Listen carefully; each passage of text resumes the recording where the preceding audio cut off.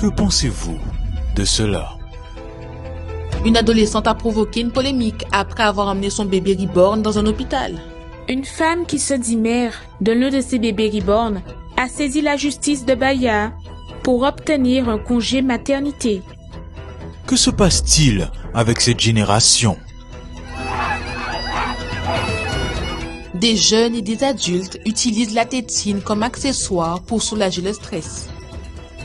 Nous sommes entrés dans une époque très étrange et dangereuse, où des poupées en silicone reçoivent des soins comme si elles étaient réelles, alors que de vrais bébés sont jetés à la poubelle, comme s'ils étaient des jouets jetables. L'artificiel prend de plus en plus de traits réels, et le réel devient de plus en plus artificiel.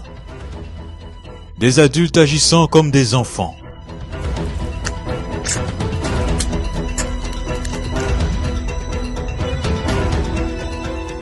Des hommes qui se croient des animaux.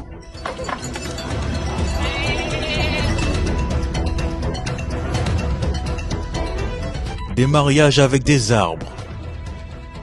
Des personnes en bonne santé demandant des amputations parce qu'elles s'identifient comme handicapées. Cette femme a réalisé son rêve de devenir aveugle. Chaque jour, le maître de la mode invente quelque chose de nouveau. Et le pire, c'est que le monde applaudit, comme si tout cela était une évolution.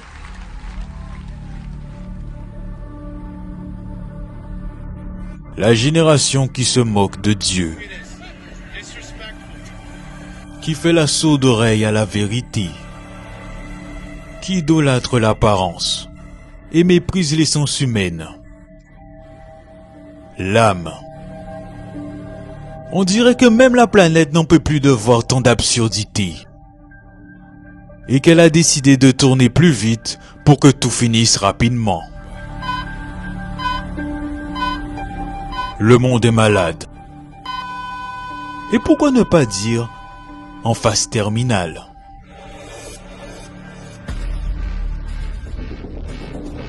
Mais rien de tout cela n'est une nouveauté.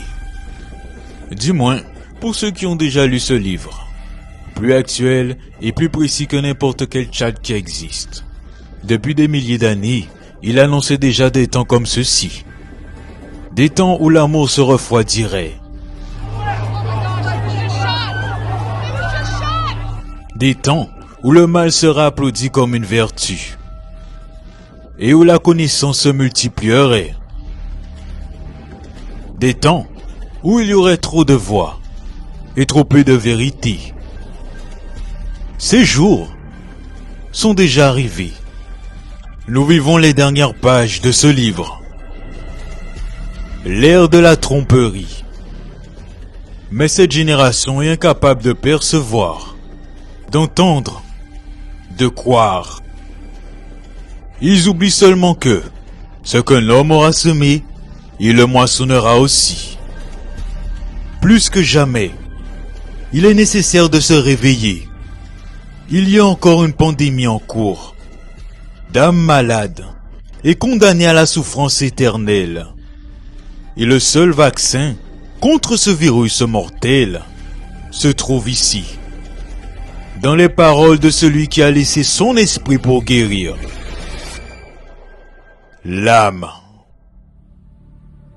Ne jouez pas avec votre salut.